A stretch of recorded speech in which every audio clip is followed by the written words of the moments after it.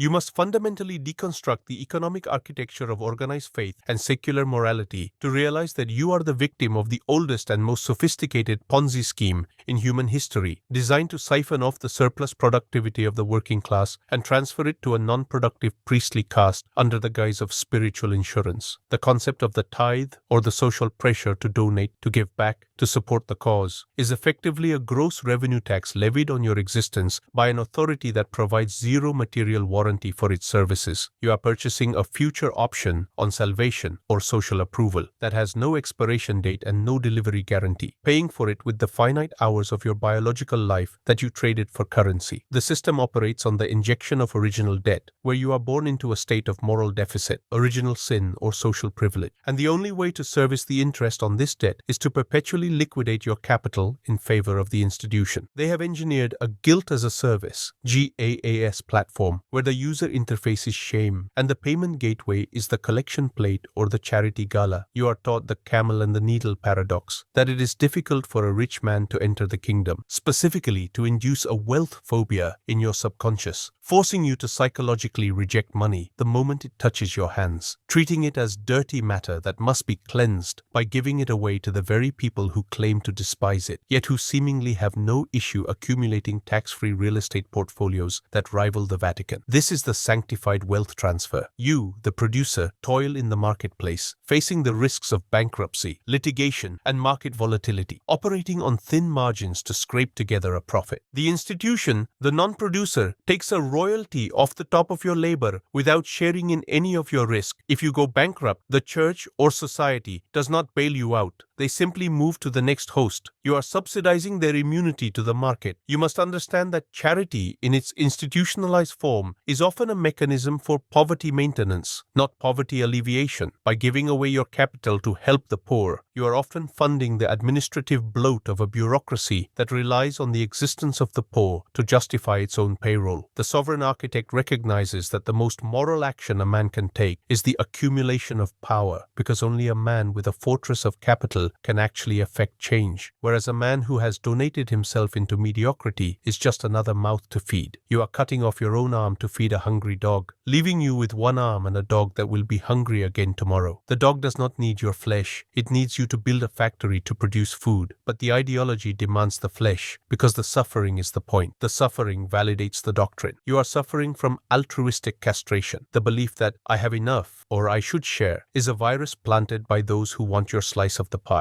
In the laws of thermodynamics, energy cannot be created or destroyed, only transferred. When you give, you are transferring your kinetic energy, money, to a sinkhole of entropy. You are told that this makes you a good person. In reality, it makes you a resource node for the swarm. The tax on faith is not just financial, it is cognitive. You spend your mental RAM worrying if you are generous enough, calculating your donations, feeling bad about passing a beggar. This is moral CPU leakage. The sovereign architect patches this leak by adopting the zero guilt protocol. You realize that your primary duty to the universe is to maximize your own potential, and you cannot do that if you are leaking fuel. God, if he exists as the architect of physics, does not need your currency. He built the gold. He built the stars. The idea that the creator of the universe needs 10% of your paycheck to fix the roof of a building is an insult to the divine intelligence. It is a landlord's scam masquerading as theology. The roof needs fixing because the institution is inefficient. Your money is not going to God. It is going to a contractor and a mortgage. Stop confusing the metaphysical with the logistical. The social tithe is even more insidious. It is the pressure to pick up the tab, to lend money to losers, to support the community. This is the crab bucket tax. The moment you start claiming, the crabs below demand a toll. You've changed, they say. You forgot where you came from. They are trying to tax your ascent to slow you down. If you pay the tax, if you give them the money, they don't use it to climb out. They use it to make the bottom of the bucket more comfortable. You are subsidizing their stagnation. You are paying them to stay down. This is the ultimate betrayal of capital. Capital is frozen time. It is the stored hours of your life. When you give it to a fool, you are taking hours of your life and setting them on fire. You are effectively killing a part of yourself to amuse the audience. The sovereign views his capital as soldiers. You do not send your soldiers to build a house for the enemy. You send them to conquer territory for your empire. Every dollar donated to a good cause that is not aligned with your strategic vision is a soldier who went AWOL. You must ruthlessly audit your generosity generosity portfolio? Is this donation an investment in your legacy, or is it a bribe to make the voices of guilt stop screaming? If it is a bribe, stop paying. Let them scream. The silence that follows is the sound of your bank account healing. You must surgically excise the romantic hallucination that the big white wedding is a celebration of union, and instead recognize it for what it truly is: a predatory financial psyop orchestrated by the diamond cartel and the event industry to strip mine the accumulated assets of young couples exactly at the moment they are most economically vulnerable. You are witnessing the ritualistic slaughter of the nest egg. The system knows that a young man and woman at the start of their productive lives possess a small but critical amount of liquidity, the seed capital meant to purchase a home, start a business,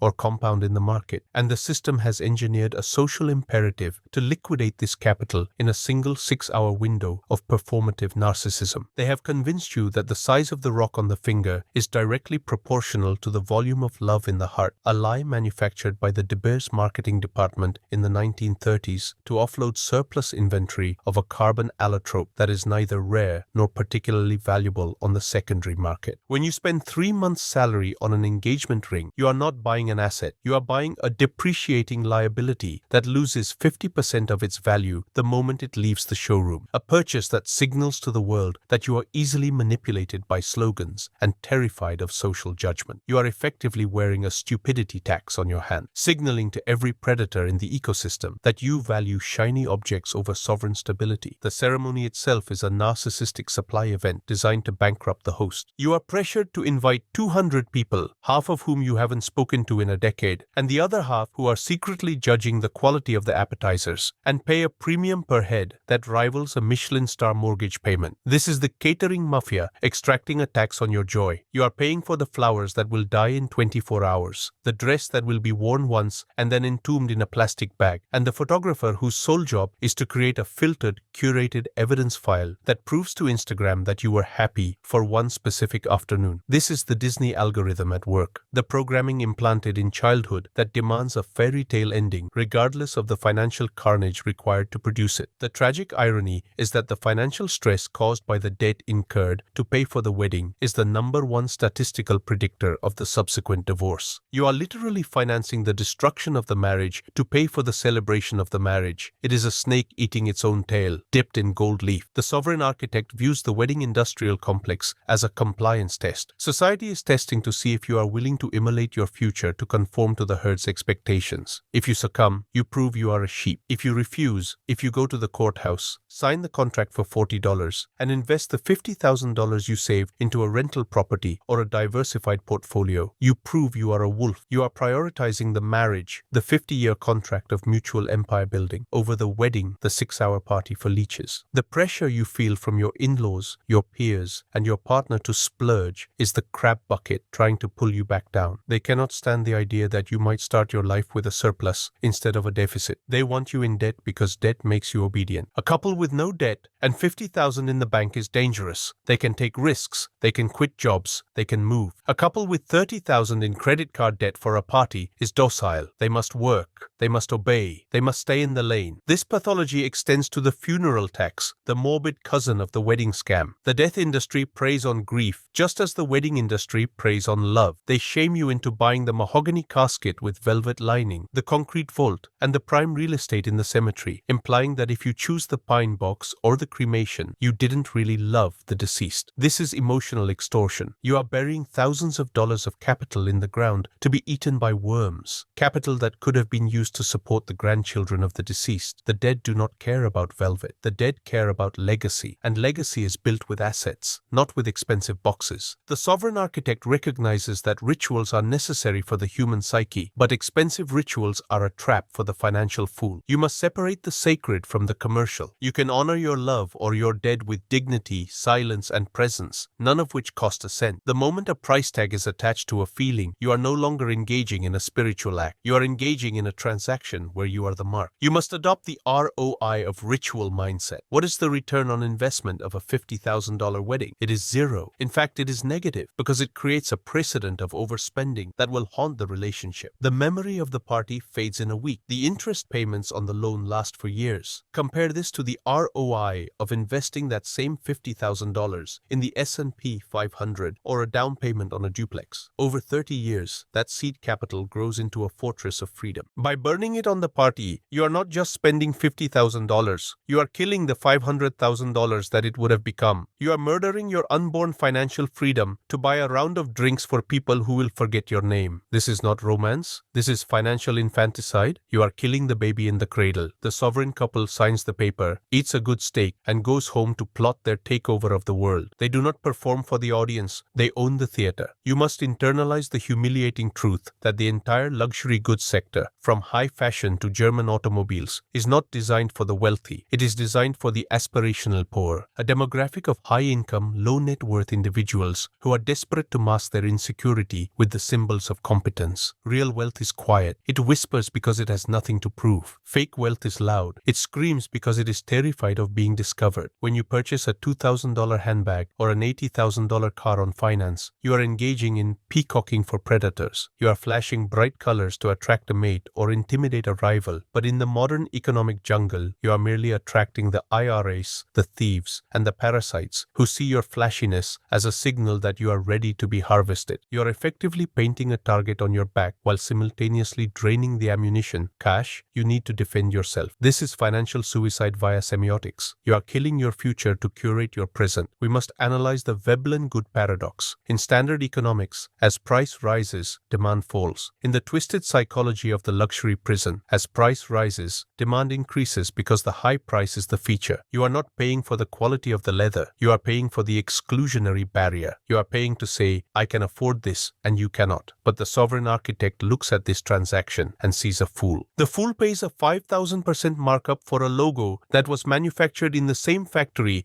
as the generic version, simply to rent a temporary feeling of superiority. This is status anxiety, monetized by Bernard Arnault. Every time you swipe your card for a luxury item, you are transferring your hard-earned labor to the shareholders of LVMH, who laugh at your vanity while they buy legitimate assets like real estate and art. You are the battery that powers their lifestyle. You are the serf who buys the Lord's crest to feel like a lord, but the crest only marks you as a servant. The car payment is the iron bar of the prison cell. The system has normalized the insanity of borrowing money to buy a depreciating asset. You sign a contract to pay $900 a month for 5 years for a vehicle that loses 20% of its value the moment you drive it off the lot. You are paying interest on an asset that is rotting. This is negative compounding. You are literally driving your wealth into a furnace. The car keeps you trapped in the job you hate because you need the salary to pay the lease. This is not a vehicle. It is a rolling handcuff. The sovereign drives a car he owns outright, a car that acts as a tool of transport, not a totem of worth. He understands that new car smell is the scent of burning capital. The illusion of status provided by the badge on the hood is a drug, and like all drugs, the tolerance builds. First, it's the BMW, then the Porsche, then the Ferrari. You run faster and faster on the hedonic treadmill, never realizing that the treadmill is powering the generator of the bank, not your own destination. You must adopt the stealth wealth protocol, the gray man. The most powerful position in the room is the one nobody notices until it is too late. The sovereign architect wears unbranded quality. He wears clothes that fit perfectly, made of materials that last a decade, but bear no logos. He is the asset, not the clothes. When you strip away the logos, you are forced to rely on your own character, your own physique, and your own intellect to project power. This is terrifying for the weak, who need the armor of the brand to feel safe. But for the wolf, it is liberating. You become a ghost. You move through the world without triggering the envy of the mob or the greed of the state. You look like a mechanic, but you have the bank account of a monarch. This is asymmetric warfare. You know who you are. They do not. This information gap is your leverage. Finally, you must conduct a vanity audit. Look at every item in your house. Ask the brutal question, did I buy this because it serves a function, or did I buy this to impress a phantom audience? If it is for the audience, sell it. Liquidate the artifacts of your insecurity. Take that cash and buy liberty tokens, stocks, gold, land,